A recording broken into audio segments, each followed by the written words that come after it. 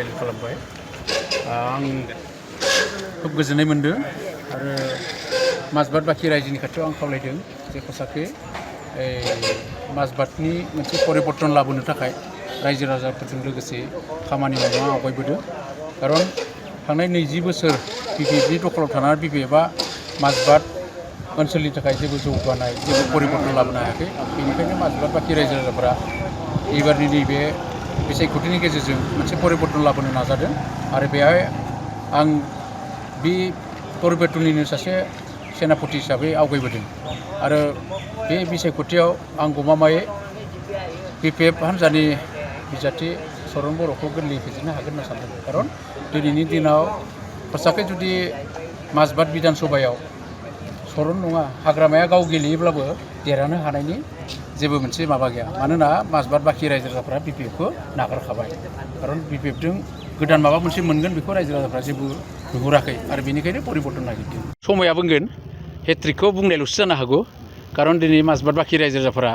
परिबर्तननि मोनसे सिन्ताधाराजों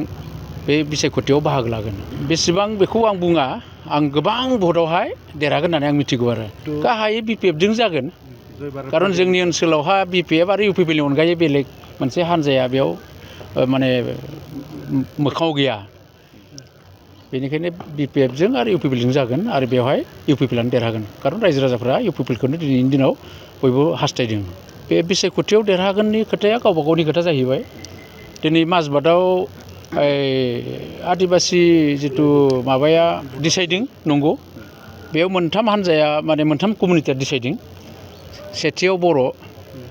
नैथियाव आदिबासि थामथियाव मुस्लिम आरो बे मोनथामबो डिसाइडिं आरो बेनि गेजेराव बे मोनथामनि गेजेरावनो